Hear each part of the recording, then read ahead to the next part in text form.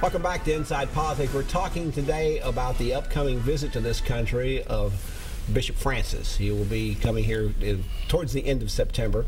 Our guests today are Tony Spence, who's the head of the Catholic News Service, and Rick Masacchio, who's the editor of the Tennessee Register and the communications director for the Catholic Diocese of Nashville.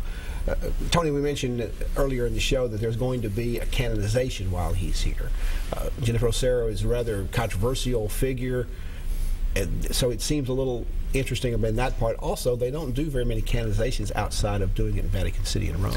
No, they don't. It's a very rare thing to canonize someone outside of the Vatican, and the Pope has decided to canonize Father Serra. Father Serra is considered one of the founders of California. He established 21 missions throughout California. He was a Spaniard Franciscan missionary, and he created a lot of the missions that served the original California Native Americans, and that's very controversial because of the way the missions ran, and there was some feeling among Native Americans that there were forced conversions and things like that, but you know, that was 500 years ago. So, and that's an event that you told me Bishop Choby will be attending. Is that right?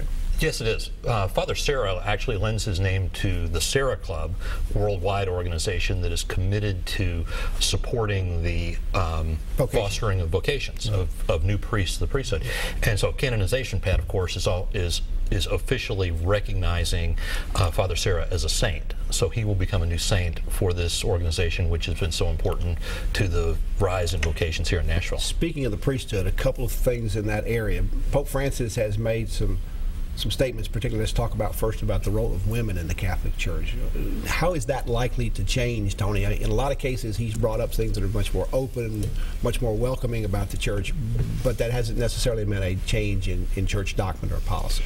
No, there are many people who think maybe he will make a change and allow women to become priests, but that's pretty standing teaching of the Church, that the priesthood is only for men, kind of like the Mormon priesthood is regarded. But he has been very open about there are not enough women in leadership roles in the Church, deacons, particularly perhaps deacons. There is a theological commission studying that. Rick, what about celibacy? That's another issue that surrounds the priesthood. Might you see this Pope change or modify those rules in some ways? You know, it would be purely a guess or speculation on my part. You know, he really, for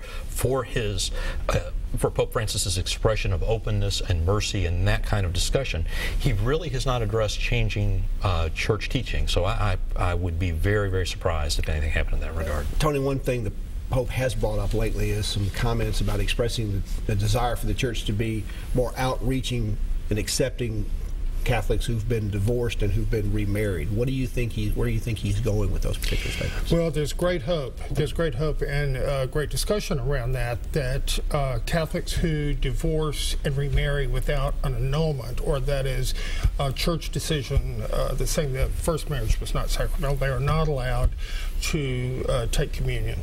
And that's very painful. And so what Pope Francis has said is that there are people whose first marriages are hopelessly ended.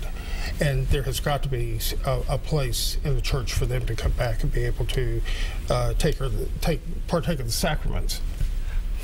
Rick, while the Pope is in Philadelphia, he'll be speaking in Independence Hall, and he'll be speaking on the topic of religious liberty and immigration. He'll be using the podium that Abraham Lincoln used with the Gettysburg Address. Do you think, given these topics, that perhaps the Pope is going to be wading into the American immigration controversy, or might it be more on persecution of Christians in the Middle East, or even human trafficking?